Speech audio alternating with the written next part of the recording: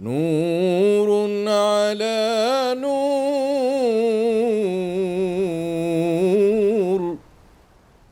Bismillah ar-Rahman ar-Rahim.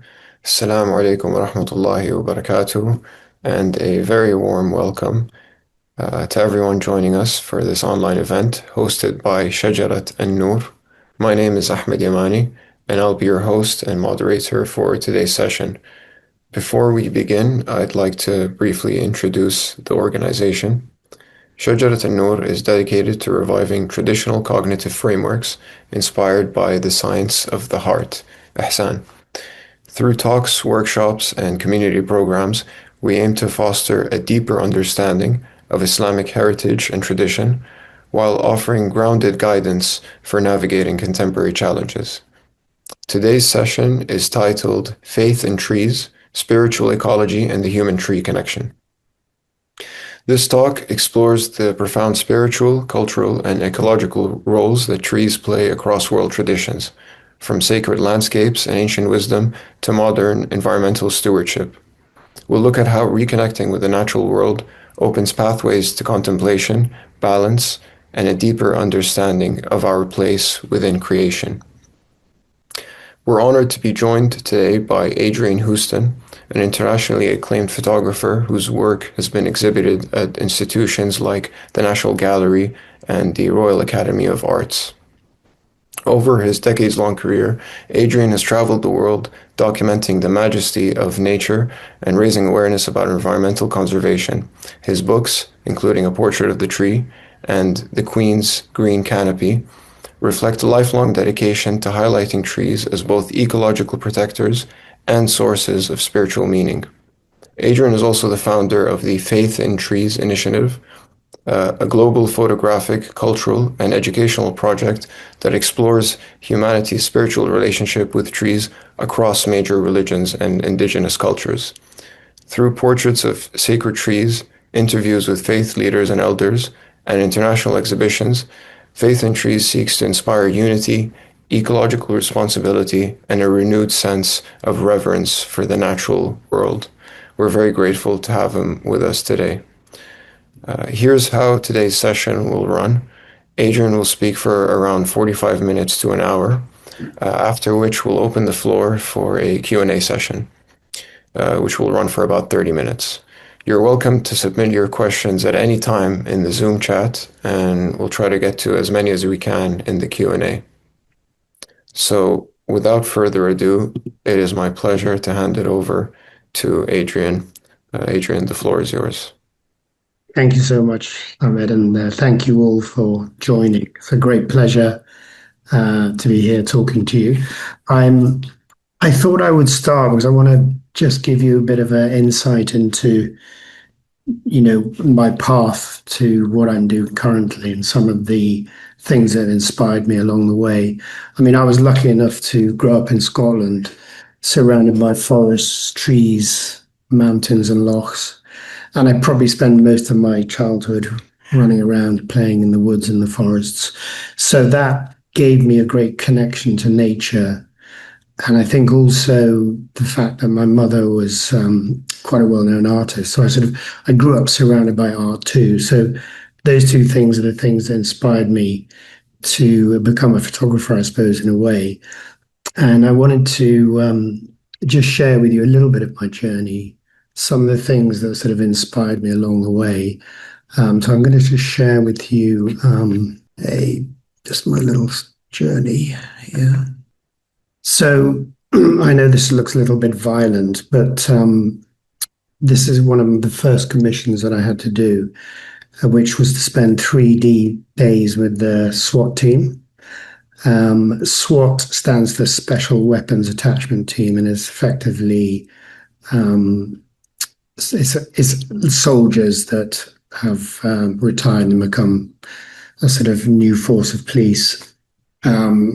And this was in Miami, an area called Overtown.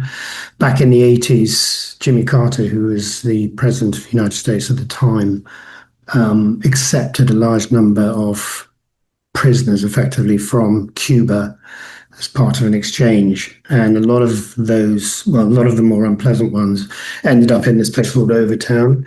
So I spent 3 days. This guy that's on the floor there, you can see his briefcase, which was full of money.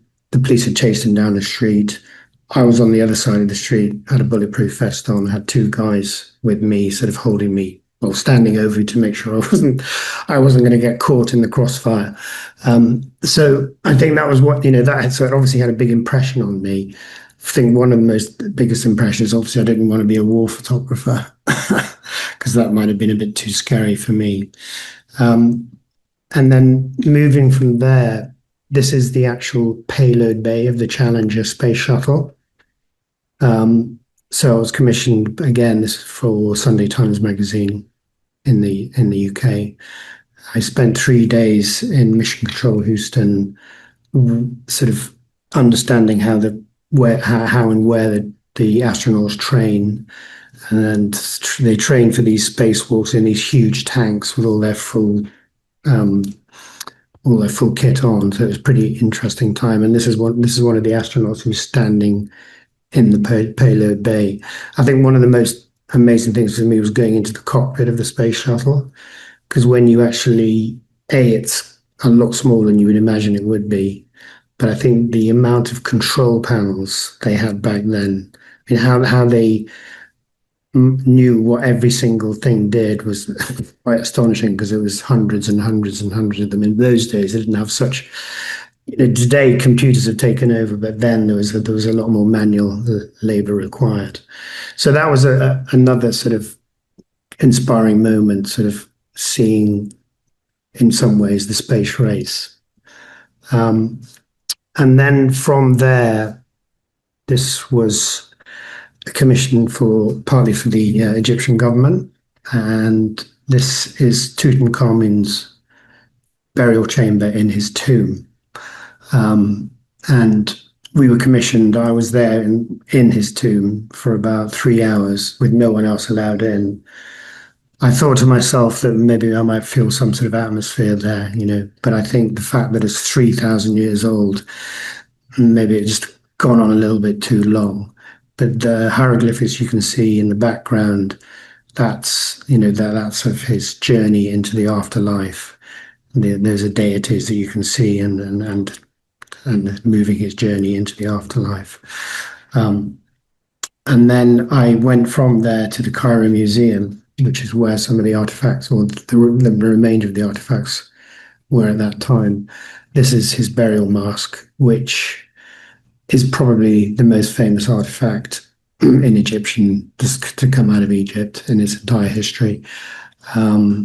Now, the great thing is, with the Great Egyptian Museum, which has just opened, they have brought together all of Tutankhamun's and all other finds into one place. So I haven't actually been, but I would recommend to anyone to go, because I'm sure it will be an amazing experience. Because just going to the Cairo Museum, for me, that was the most amazing museum I've ever been to, apart from the Hermitage in St. Petersburg. So I'm sure some of you have been to Petra, an incredibly beautiful place again. I think it was only found by sort of modern Europe in about, I think 1812. So I didn't know it existed till then. And this is a little Bedouin girl who lived in the area, and she had this dress, which I thought was amazing because it matches the color of the stones behind the Red City of Petra. But a very incredible place that had a big impression on me because it was naturally carved out of the stone. And it was just a sort of an amazing experience going there. And then from that moment, this is another commission, which was probably my light bulb moment in terms of nature and how we need to look after our planet. This is an area on the Big Island of Hawaii. It's called the Vent, where the lava runs straight into the ocean. If you look at the top left-hand picture there, you can see in the right hand side of the frame, that's the original cone where the volcano first erupted from. And you can see a little bit the land is so the island is continually expanding because obviously the lava is running into the ocean and it's forming new land. So I was doing this campaign. We set up literally, we're probably 1,500 meters from that point, a little bit further down the coast on top of a small sort of cliff edge. And one of the art director I was with he just happened to be looking down at the ocean. Suddenly the sea shrank, it went down about a foot, and the whole thing started to erupt. And basically what had happened is the fissure from the cone underneath the ocean had collapsed back into the sea. So they all started running. But I think I just said to them, look, there's no point in running. Either we're going to die or not. And I think and it was just so captivating watching the natural power of the earth and realizing how completely insignificant we are to it. And that the last thing we want to do is upset it because there'll be no going back. If you look through the sort of net, towards the bottom, the very last picture, I went, basically, we waited till it got dark, walked across the fresh lava field back to our vehicle, got back in the vehicle, went back to where we were staying, reloaded the cameras of the films, came back at, I think it was 4 a.m. And by that time, you can see bottom left of your screen, everything has moved back into the original cone. So all that new land had collapsed back into the ocean. The next picture in the middle bottom is a long exposure. That's why it's all a bit soft and ethereal, but it's a long exposure. You can see the lava quite well lit in the actual cone. And then the very last picture at bottom right is once the sun had come up, and I'm not sure if you can see, but there are actually little rocks flying out of that. But I think when you sort of see things like that, I don't think you think of you don't think of the danger. You just think how lucky you are to witness something like that. And I think after that moment of being here, I wanted to more than ever try and help with the looking after the planet effectively. That's the picture I'm talking about, long exposure. You can see the lava on the right-hand side there, and the steam cloud that's formed from the lava hitting the ocean. Just moving on to Kashmir. I'm not sure if any of you have been there, but I was commissioned in, I think it was early 2002, 2003, something around that time. At that time, there hadn't been any tourism for at least 15 years because there's a full-on war, which I didn't actually realize till I actually arrived at the airport and saw lots of soldiers, tanks and guns. Got to my hotel with a sign outside saying, please leave your weapons outside. I was the only person actually staying in the hotel. So I was obviously a little bit nervous because I was thinking, why am I in a war zone? So I walked down to this hotel was on the edge of the Dal Lake, which as you can see in this picture. And there was a fisherman it wasn't that exact fisherman, but the same canoe, cut out canoe. And I called him over and he put me in his canoe and he paddled me out into the middle of the Dal Lake. And I found myself sort of surrounded by lotus flowers and the mountains with snow. And it's such a special place, Kashmir, because all the tanks, guns, soldiers, war just completely disappeared because it was so incredibly beautiful.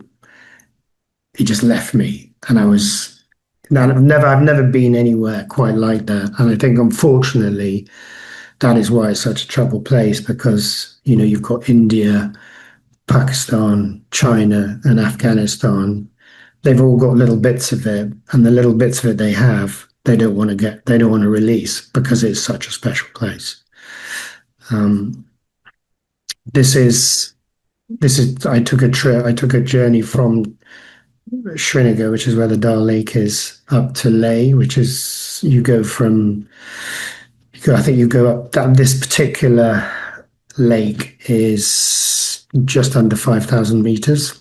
So it's very, very high. It's a salt lake, but you feel like you're at the very top of the world. And that was a picture taken probably, sort of early morning.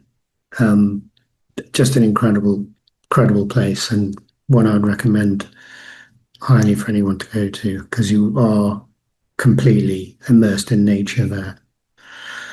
Um, and I think Ahmed mentioned a bit earlier about a book called A Portrait of a Tree. When I realized that because of global warming, pollution, one of the biggest problems we've got is tree disease. And in the UK, well, in fact, across Europe, there is huge amounts of tree disease. A lot of our indigenous species are dying because it's getting too warm. So I wanted to raise awareness of the importance of trees. I think a lot of people just take trees for granted. They're like, it's a green thing that stands in a field. But, trees are an integral part of our lives and always have been. So I decided what I would do is take a cross section of people, ask them what their favorite tree is, and then get them, but it had to be a specific tree to them, not just a species, one that they'd like climbed when they were a child or had a connection with later in life or whatever it might be. So I got them to choose their favorite tree and then write their story about why that tree was so special to them. And that book was mainly about raising awareness and also raising money to combat tree disease, because the problem is that a lot of these diseases, there's not enough money to research, and by the time they get there, it's too late. So this picture's up in Glencoe. My father took me there when I was about 7 or 8 years old, and I remember standing under that particular tree, sheltering from the rain. So it had a very special connection to me and my father. And that was in that was my favorite tree in the book, actually. And then moving on, this is King Charles's favorite tree. It's it is at Dumfries House, which is up in Scotland, and it's a sycamore. And this is one of his favorite places to go. His gardens are just incredible. And I think he was given a lot of stick for talking to his plants and his trees. In actual fact, I think that's why they grow so well. There's some sort of communication there, and I don't think he's wrong with that. That is his favorite tree. And just going back to the king, he commissioned me to do a book called The Queen's Green Canopy, which I mentioned. And that was a celebration. What they did was they chose 70 ancient trees and 70 ancient forests, which they dedicated to Queen Elizabeth II's 70 years of reign. So we did a book on that, and that was, again, about raising awareness of the importance of trees, but also a tree planting campaign. I think we planted something like 1.5 million trees through that campaign. It culminated in a big exhibition at Sotheby's and Bond Street, where we raised further money to plant more trees. So it was a very successful campaign. And the king very kindly also wrote the foreword for the book. And this picture is a yew tree called the Wittenham yew. It's probably about 1,000 years old, I would say. And that is the early morning light shining through the mist inside the tree. I mean, the tree is a little bit like a cathedral, and it's got a great history. I think Mary, Queen of Scots, plotted to murder her husband under the tree, apparently. But these trees, these are probably the most blessed or sacred trees that we have in the UK. Some of them are 4,000 to 5,000 years old. And a lot of the churches that you'll see around the country have these trees in the surrender. They're either close to the trees or in the graveyards, because originally those sites were sacred to the Druids and the pagans before Christianity. So those are very special sites, and that's one of the reasons why the churches are sort of have been built near them.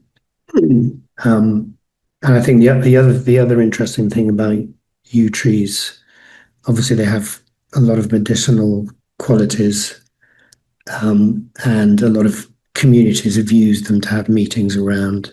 But back in the sort of 14th century in the UK, we were at war with France, and the English were sending raiding parties to France, and the French were going, gosh, the English must be really, really hard up because they're sending raiding parties to collect wood. They haven't even got their own wood. They must be really struggling. What they were actually doing is they were sending raiding parties to collect wood, but the wood they were collecting was yew wood, which then made the longbow, which is why we then won the Battle of Agincourt, because we could fire the arrows a bit further than they could. So, they have a very interesting history, yew trees, especially connected to the UK. And that was this. So this is the sort of inspiration behind Faith in Trees, this project, where what I've done is researched as many faiths and indigenous peoples of the world and found out what their sacred trees are, or what their blessed trees are. And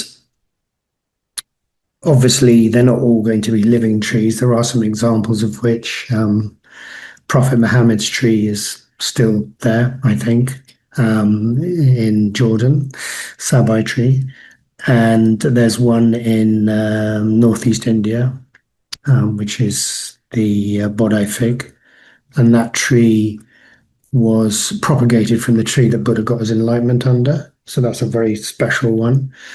Anyway, this project is about, I'm going to go through some examples of what we've been doing so far, this being one of them. So I'm just going to come out of here and just share a different set of pictures for you.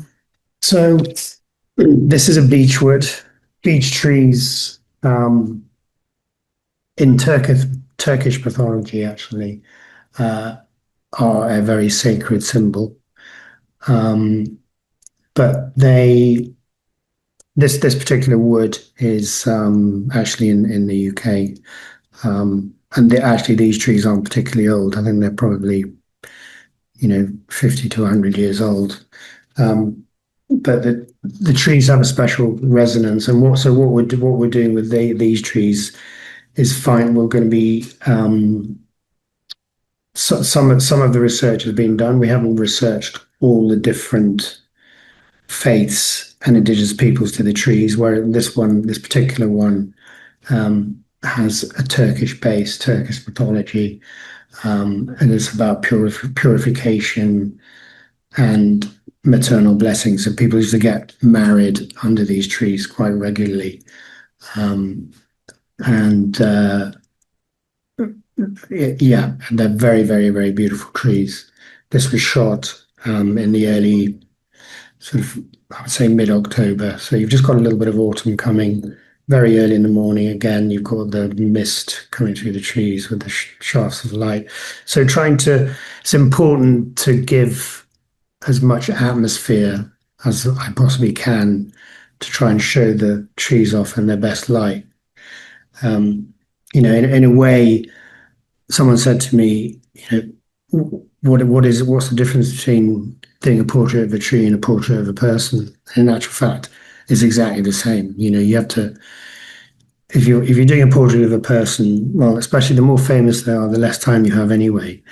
And obviously, if they're very famous, then they've been photographed a million times. So you have to be even better at what you're doing then. But you have to go and visit the tree. You have to understand the tree. You have to work out how that tree looks in the best light, where the best light when it hits the tree. So in a way, it's very similar to photographing a person, but then you don't have the ego to deal with, of course. This is an ash, which unfortunately, in the UK, there is a disease called ash dieback. So I would say that out of 120 million ash trees, you're looking at about 90 million disappearing from the landscape. It's revered by the Vikings and the Nordics, and the first man was believed to have come from an ash in their mythology. There's not a specific tree, so this is a tree in northern England, which luckily has survived the ash dieback. A certain number of trees will survive the disease. And what they're doing now is they're taking the resistant trees and propagating them to try and regrow the species. So they're not going to disappear completely, but they are under major threat. And but hopefully we'll be able to solve. Well, we are solving that problem right now. All right, apologies for that. That's the ash I was talking about. That's where the endangered species. And then this one is the silver birchwood. Now, this was silver birch, sacred to the Celtics, which were pretty much all over Europe, actually, the indigenous communities. This particular wood, you can see it's got a beautiful carpet of blue, which are bluebells, which only grow in ancient woodlands in a few different countries in Western Europe. So this is a very special wood, even though the silver birch trees in this wood aren't actually particularly old, but the woodland itself is very, very ancient. It was the birch brooms from these trees were used by these Celtic communities for warding off bad spirits and also for good things as well, like marriage. And also maypoles in the UK, which are things that people used to dance around. A fairly strange thing to do, but important for the folklore of the country. This is up in the Highlands of Scotland, and it's Scotch pine. They are probably, this particular area is owned, I think they've replanted something like over 1 million Scotch pine trees, because most of Scotland, as you can see, there's hardly any trees there apart from when you can see, well, there's a few in the background, but all those mountains should be full of trees. Unfortunately, they've cut most of them down over the centuries. But this one is just a particularly beautiful one. And it's considered sacred to the Samoa indigenous people, and also people of Northern Europe and various ethnic groups, spanning across thousands of years. The Romans and also in Greek myth, symbolism is important. It's about immortality, endurance, and ancestral connection. That's what this tree does for those communities. This is black walnut. This particular tree was planted was brought over in the 17th century and planted as a seed, and I think it was in 1709. It's got a special place in European folklore, Italian witchcraft, and also in Native America. But this tree is photographed with its autumn colors. The reason the sky is slightly sort of blurry is just a slightly long exposure. Those are the clouds moving across and over the tree at sunrise. Um, Again, it's I think if you stand in the shadow of these trees, you're blessed. That's what the folklore says about these trees. So incredibly beautiful trees, as you can see from this particular picture. This is a holm oak, which is indigenous mainly to Spain, southern Spain. Um, Again, these trees are revered in Greek mythology as well as in Spain. They have great medicinal qualities. They're evergreens. Um, Obviously, the great thing about these oaks is obviously Spain's quite a hot country. So they're looking at cross pollinating the holm oaks in Spain and the ones in the UK, because the ones in the UK right now are suffering because of drought and, you know, temperatures increasing. So they think some of the ways they might be able to save some of the tree species around the world is cross-pollinate the same species, but from different countries to make them more resistant to heat and disease, and hopefully, strengthen their survival prospects.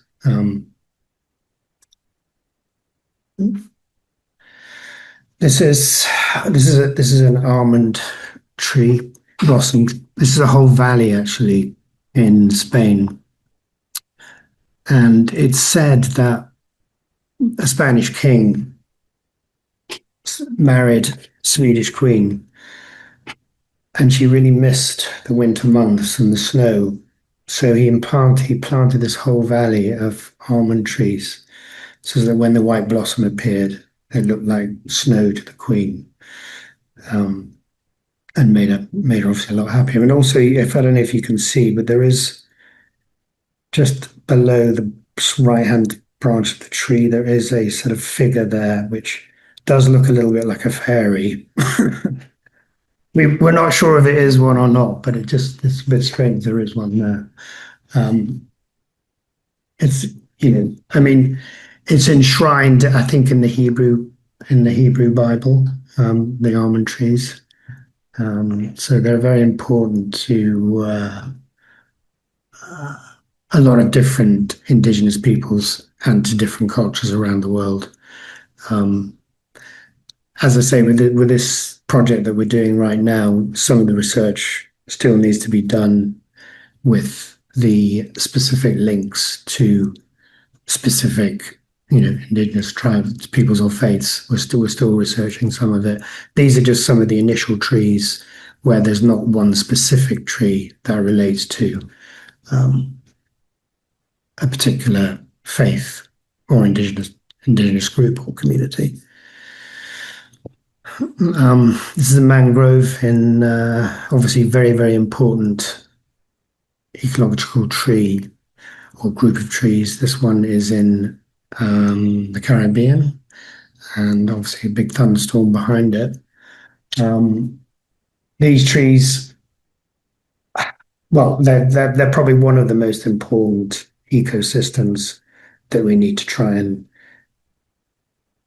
protect as much as we can. They're obviously, this one's in the Caribbean. They're indigenous across a lot of Asian communities, African communities. The indigenous Koli community worships the mangroves and regards them as a sacred and integral part of their survival. Well, it's an integral part of all our survival because we don't want to lose our mangroves. So I think they are one of the most important groups of trees that we need to be protecting. This is a whistling thorn tree, which grows mainly in Kenya, sacred to the Maasai tribes there. It's called a whistling thorn because it has this amazing relationship with ants. And when you get the wind blowing through the tree, you get this strange sort of whistling sound. And that has something to do with the ant community that surrounds this particular tree. But the Maasai hold this in deep respect, and some of its branches they use for various medicines. But a very, very special tree and a key tree to the ecosystem there. This is an older grove. There was a very early sort of indigenous community called the Pits. It's an Iron Age community from about the 4th century. They used to make shields from the woods of these trees, and the shields were considered to be magical and would sort of protect from raiding armies. But they're also linked to fairies and water spirits in Irish folklore. And the bleeding wood sort of resonates with warriors, again, to do with shields and sort of magical protective qualities. So they're very, very important, again, to a lot of communities. This is a cedar of Lebanon. We are going to be going to Lebanon, to some of the forests, the high forests there, because obviously that's where the main sort of species comes from.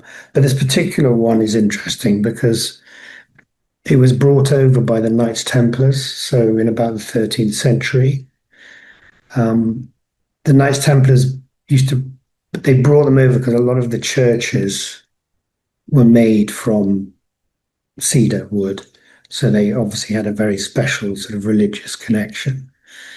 And this particular tree was planted, I think it's about 700 years old. Now that is quite rare for a cedar to live that long. Normally they live between 400 or 500 years old. And so this stands in a castle called Fordall Castle, which is on the east coast of Scotland.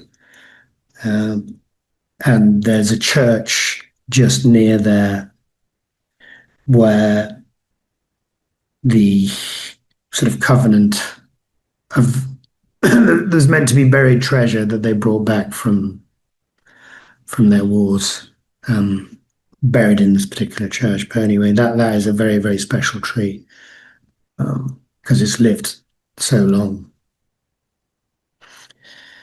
This is a sacred wood on a place called Dartmoor in England.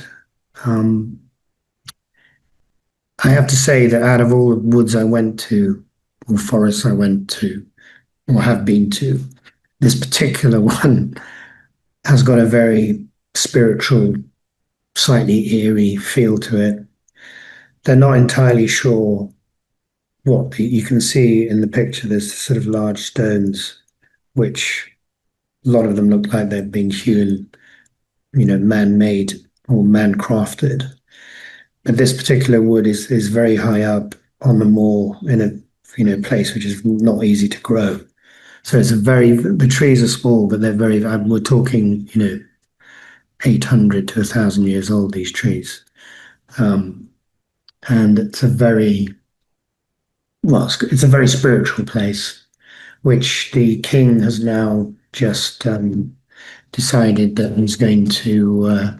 You're not actually, unfortunately, when I was there, I can go in, but they've now fenced this area off because too many people were traipsing around the wood and obviously damaging the trees.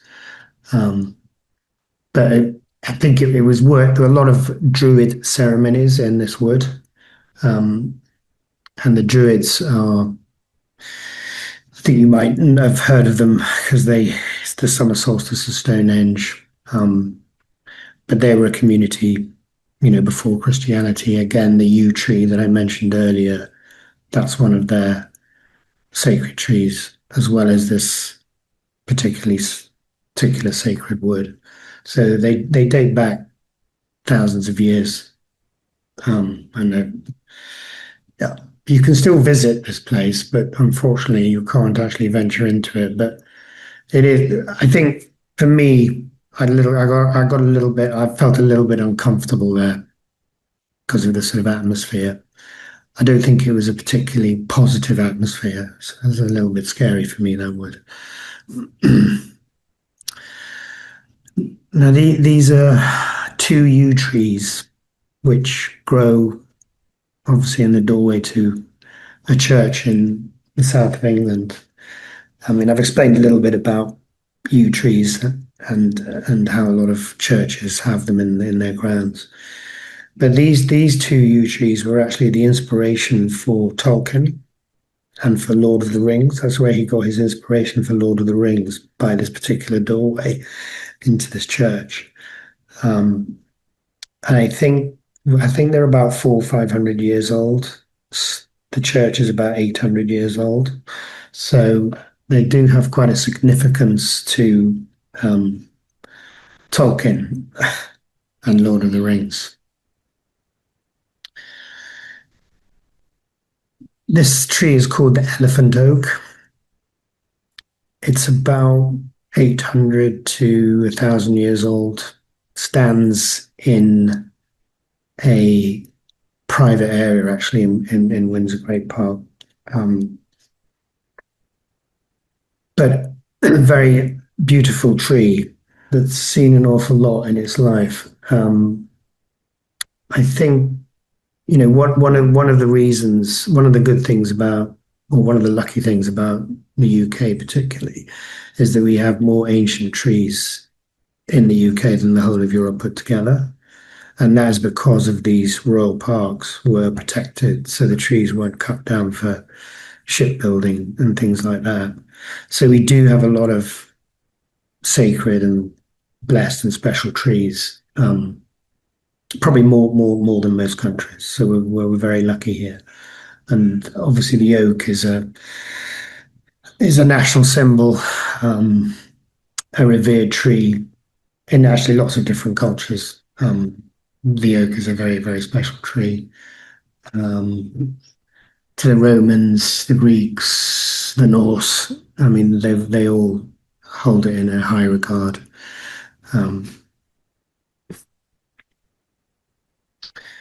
This is another oak called the angel oak, and this is in the United States of America.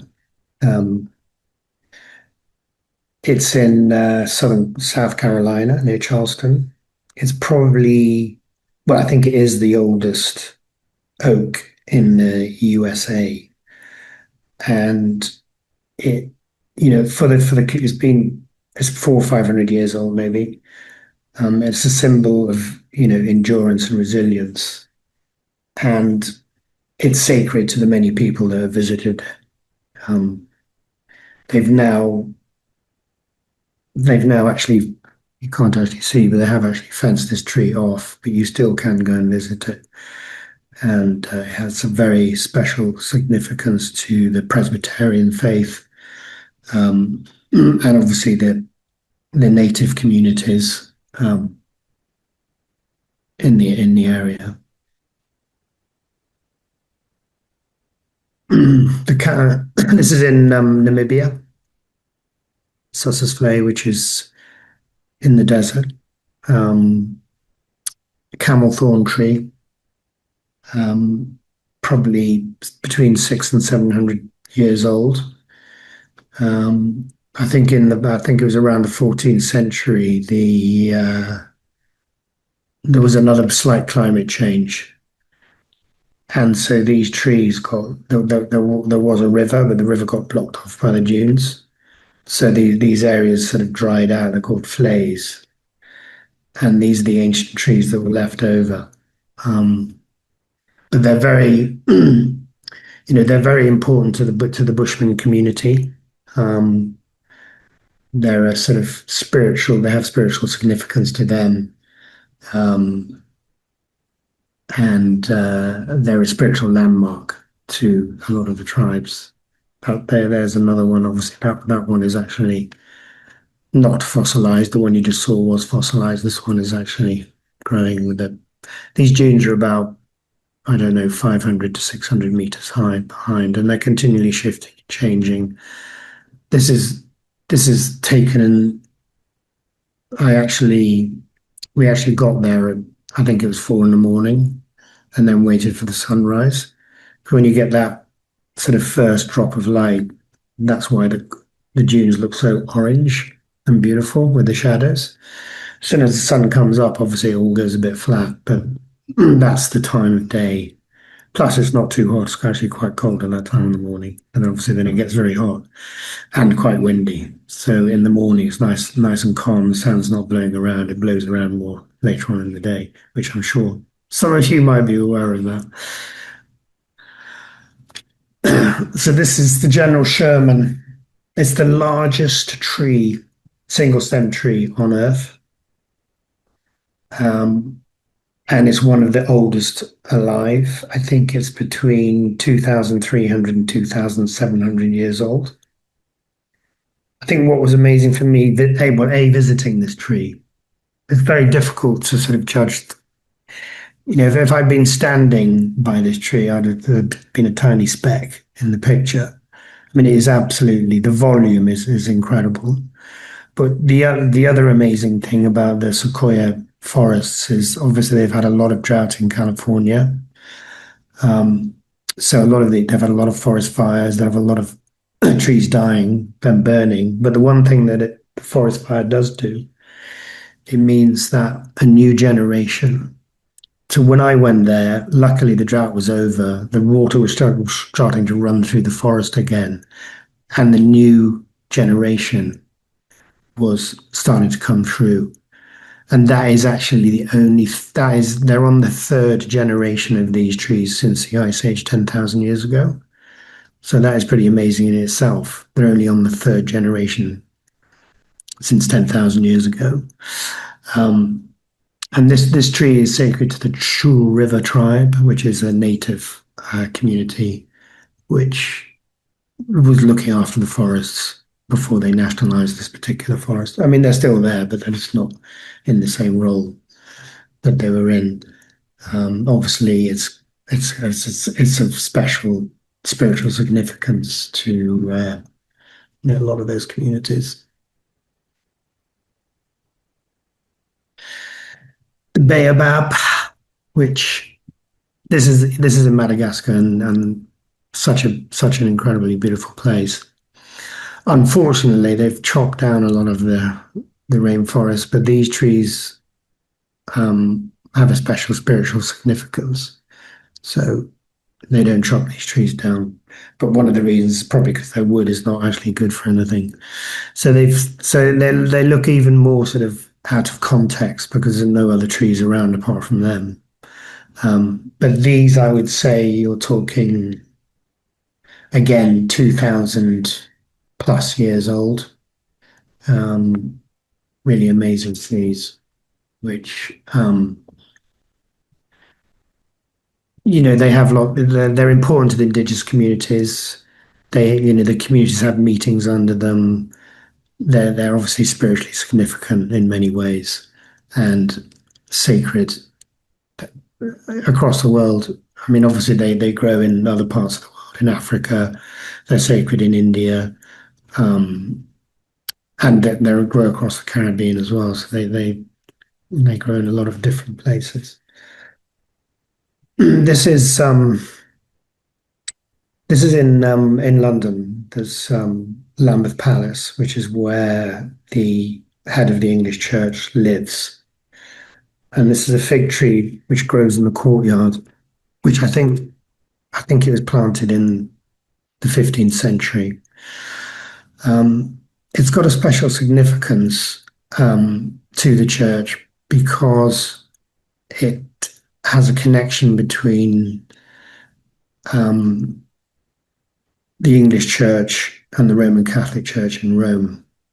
I think one of the archbishops took a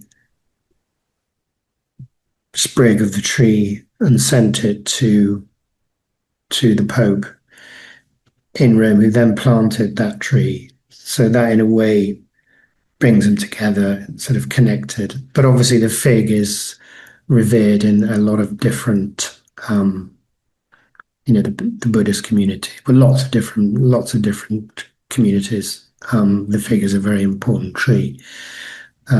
We will be going and visiting.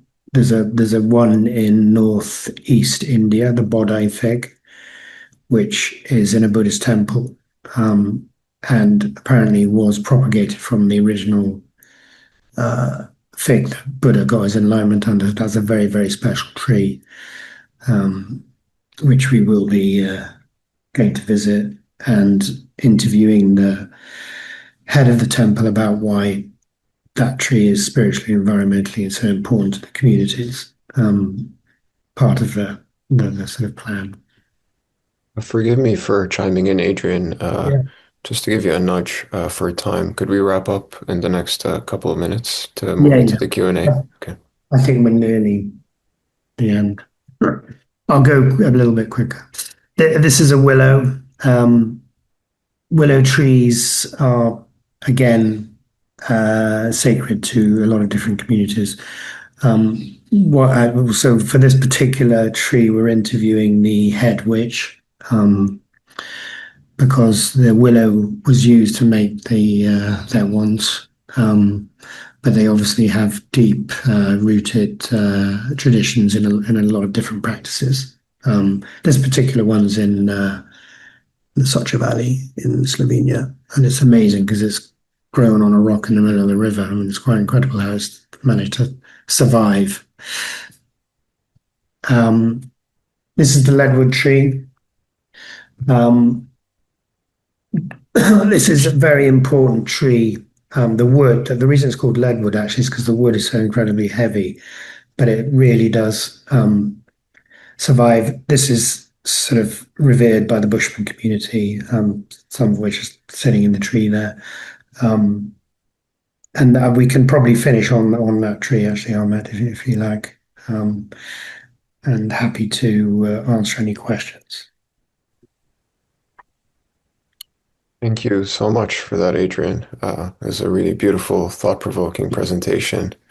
Really stunning and captivating photos. You've really given us a powerful reminder of how deeply trees are woven into the spiritual, the cultural, and the ecological fabric of life, and how reconnecting with them can nurture both our well-being and our sense of responsibility toward nature. So let's move on to the Q&A. Everyone, feel free to submit your questions in the chat, or you can raise your hand if you'd like to unmute and ask your question directly. So I can kick it off with a question. Just interested to know, Adrian, what tree traditions or species would you like to document next? Where am I going next? Yeah. Is more the point. I think the next, probably the next trip will be India, and that will be the Bodhi fig, the banyan tree, and the particular baobab. So those are the three sort of probably most sacred trees in India, and then from there I'll be coming to the Middle East. So Saudi Arabia, Oman, Socotra, and Jordan. And Jordan, I think I mentioned that's where the Sabai particularly special tree is. Completely on its own in the desert there. And I think that is where the Prophet Muhammad, as a boy, was going on a journey with his uncle, and he sat under that particular tree. And that's obviously why it's a blessed tree and so important. So that's trying to find those really, really. I mean, that is a very important tree. So trying to find the important trees is the harder bit of the research, but we're definitely getting there. Thank you for that insight. I mean, looking forward to having you in the region and to seeing you capture the blessed tree and all the others that you mentioned. Yeah. We have a few questions coming in. the chat. So the first one's a very pertinent question. Spila says, amazing. Do the publishers pay you to do this huge and very important project where you have to travel all around the world? Well, unfortunately, these days, know that the public, you get a publishing deal, but that deal is definitely with the trouble is this project is so large that no, it doesn't cover the cost of doing the book, unfortunately. So we have to look at trying to raise funds wherever we can to. But it's going to be a series of, not just a book. It's going to be a series of exhibitions and institutions around the world.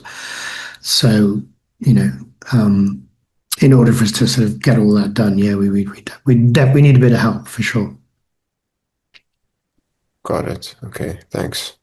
We have another question from Yasmin, who's asking, out of curiosity, have you come across the Socotra dragon tree through your journey? Yeah, yeah. Well, I have. I haven't actually been there, but I am actually going. So, yes, that is an incredibly amazing tree, like a bit like a upside down tree. But yes, that is definitely on the list to do, 100%. Okay. Next question is from Melek, who says, the picture of the tree in Windsor Park reminded me of the Romantics, specifically Coleridge, and how he often treated nature, especially trees, as thresholds into the spiritual world. Have you witnessed sacred trees functioning this way, as things that break the boundary between the material and the spiritual world? Definitely. I mean, I think all you have to do is really take a walk in a forest or a wood, and yes, spiritually is very rewarding, but mentally it's also incredibly rewarding. As I said, we are part of nature, nature's part of us. So, the most important thing for us all is to try and connect with nature as much as possible. There'd be an awful lot of therapists out of work if we could all connect with nature. We need to that's my main message to try and I mean, obviously, a lot of people on this call understand that totally, but it's a really important message, which is one of my main messages. Which I'm trying to get out there to people. Thanks for that insight. Yeah, trees as therapy. I agree. On that question, if I can piggyback off of that, how has working with trees, and if you can elaborate more, how has it changed your perspective on nature and spirituality? And if you can talk about your own sort of journey. Well, sad as it is, actually, unfortunately, I split up with my wife after having been married for 20 years. And that is a hard thing to do when you've had a very close relationship with someone. And it's a very, mentally, it's a tough thing to deal with. And to be honest, when I was commissioned to do the Queen's Green Canopy book, I probably walked 400 miles through forests doing that project. That completely, as I say, that was my therapy, right? I didn't need any other therapy than walking through the forest. That was the best thing I could have possibly done. I mean, it's difficult to explain, but it's just if you go and meet any ancient tree, especially really old trees who've seen an awful lot in their lives, and just go and sit under one for a bit, you can feel that it's got its own atmosphere anyway, because obviously you're going to be cooler under the tree. But just having that connection puts a smile on your face. Yeah. Hmm. Thanks for sharing that insight and sharing Yeah. something so personal. It is really important to see how nature has a strong healing factor on Absolutely. us. We have a question in the chat from Zareen. She asks, which tree had the most spiritual effect on you? Tree, probably the yew tree, the Wittenham yew I was talking about earlier. I think that one, and also the wood I was saying that was a bit scary, but that was definitely had a deep spiritual presence. But the thing with that particular presence, I didn't know whether the presence was good or it was bad. Do you know what I mean? Well, I wasn't sure if it was a positive or a negative one, but it was very, very strong. I would say there, Wiseman's word. Yeah. And just to elaborate more on that, the Devon tree and the, um, I guess the strange feeling, is that, do you see a difference with how trees were treated in, sort of faith or spiritual traditions and the indigenous cultures? You mentioned the Druids. Are they more tied to an indigenous culture rather than like a world faith? Yeah, yeah, yeah. Okay. That's an indigenous culture. I mean, that was a culture before Christianity, so it's a very ancient culture.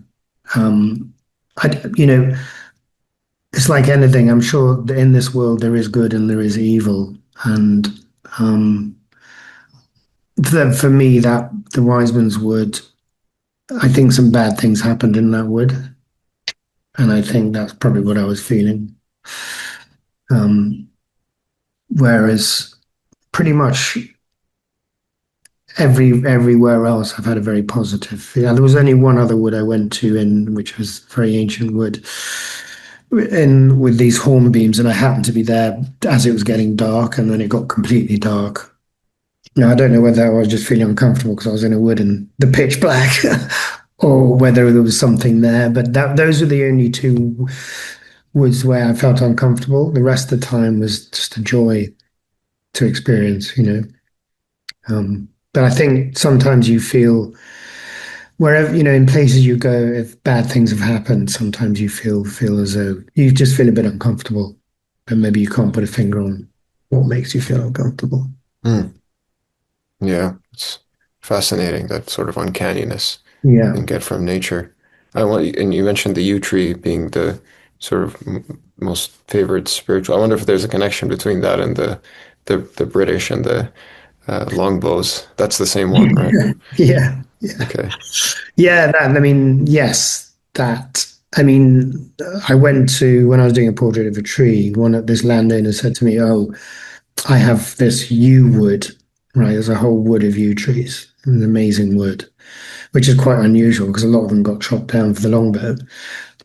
He said, "But you can't tell anyone where it is." So I said, "Well, the Battle of Agincourt was in 1400. Why can't I tell anyone?" But he just wanted it kept a secret. But it was yeah, I mean, that was a beautiful wood as well. And I went to another ancient birch tree wood actually up in the far north of Scotland. I mean, it was all the trees had lichen on. It was full of moss. And when you go to a place like that, you can feel how ancient it is and how the history behind it. It just uncovers you all over. And that was probably my favorite wood of going to, actually, out of all the forests. I went to that one. The Hmm. Forest of Cree is called, up in northwest Scotland. But I'm sure I'm going to experience a lot of incredible trees and other forests around the world. So I might have to come back to you in a couple of years, and then we can continue the story. Definitely need to check back after you have those experiences. Let's move on to the next question in the chat. Amal asks, do you ever feel sacred trees act like mirrors, revealing aspects of our inner world and influencing how we construct a sense of community? Yeah, 100, absolutely, 100%. I mean, as I say, a lot of these trees, that's where they have their community meetings. They have them all under the tree, around the tree. So I think, that sort of spiritual togetherness reflects 100% when you like the baobabs are one example. All the villages when you're in Madagascar, that particular area there is called the Alley of the Baobabs, and that was because it was Sir Richard Branson's favorite tree was there when I was doing my book, so he was included, and that was his favorite place. So that's why I did that one. But just traveling around there, there's some, most of the villages have one huge tree, which is where they conduct all their meetings. You know, both spiritual and otherwise. So you definitely feel that 100%. Very interesting. We have a question that was sent anonymously on the chat. Would you possibly cover the rough tree found in the UAE? 100%. So what I was actually going to say, if any of you out there have a particular blessed tree that you know of that relates to, some of the indigenous desert communities or whoever it might be, please, I'd love to hear about them. So yes. Thanks for that question. And yeah, anyone that has any input on that end, please feel free to reach out to Adrian or to Shajarat Nur, and we'll relay your suggestions over to him. Yeah. And if I may ask a question from my end, how's it been like to collaborate with the spiritual leaders, indigenous elders, and the guardians of these sacred forests? Well, I mean, I think the one sort of, I think, I think everyone really is on, anyone that loves trees and has a particularly special tree for whichever community it is. I think the lessons that you're learning is pretty much the same theme all the way through. Whether it's mental health, whether it's medicinal, whether it's shelter, whether it's, whatever it might be, that I think the theme is very similar, and that's why I think it's important.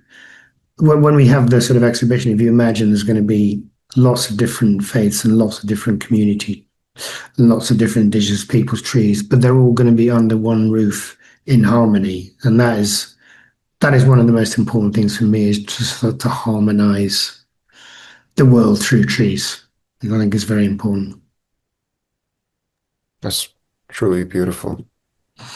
If I can ask one more question from my end, and maybe we can wrap up with that unless uh, more questions come across. It's sort of a three-part question. So, Yeah. how do you hope audiences would respond to the environmental themes in your work? And what small but sort of meaningful steps can we take as individuals or as a community to reconnect with nature in our daily lives? I know you mentioned just going and maybe sitting under a tree, spending more time in nature. And then the third, I guess, more of a responsibility side is how can communities better engage with their local ancient trees? Well, I think starting with the last one first, I think in terms of the ancient trees, I think one of the things that we do need to do is try and protect those as much as possible. The Queen's Green Canopy project was a lot to do with identifying ancient trees, and then which means that they would have a plaque and they would be protected, so no one's going to come and chop them down. I think in terms of what we can do, yes, I mean, if we can, go and sit under a tree, go for a walk in a wood, go for a walk in the forest, go for a walk in the desert, it's the same. Go to an oasis, it's just trying to connect with nature, I think, is very, very important. We all get tied up in the crazy world in these big cities, and in London we're lucky because we have these amazing royal parks like Green Park, Hyde Park. So even though you live in the city, you can still connect with nature. And I know they're doing a lot of planting in a lot of the cities across the Middle East. So it doesn't matter. And also planting trees, I think, is pretty important for us all to plant some trees. So if we can go and plant a tree, that would be another great thing. So it's really connecting. If you connect with nature, then you get to understand nature more. And and if we can plant some trees, that would be the ultimate goal, I suppose. Well, thanks for that insight. I think there's the part of the 2030 vision in Saudi, there's an initiative to plant 10 billion trees by 2030. I'm not Wow. sure where we're at on the way, but it's been a lot of strides that are being done to sort of push conservation and Is that, ecological responsibility. I imagine that's the indigenous species, or are they looking at some other options as well? Do you know? That's a great question. I'm not sure. Mm. Yeah. I imagine that it would be more pertinent to plant indigenous, like to protect the Yeah, environment or ecology. Okay. yeah, I mean, it would be, but Yeah. I wonder. I mean, the one person that I've worked with who is probably the most famous tree person in the world is a guy called Tony Kirkham. He was the head of Kew Gardens, which is one of the oldest and most famous arboretums in the world. Mm, He has been there for 40 years, traveling all over the world, bringing tree species back and growing them at Kew. So he, more than anyone, probably knows more about trees and especially planting and them surviving than anyone else. So mm, I would say he might be a good person for them to be talking to about that project. mm. But yeah. Well, thank you so much for that insight. I think we can start to wrap up here. Um, Thank you all for your thoughtful questions in the audience.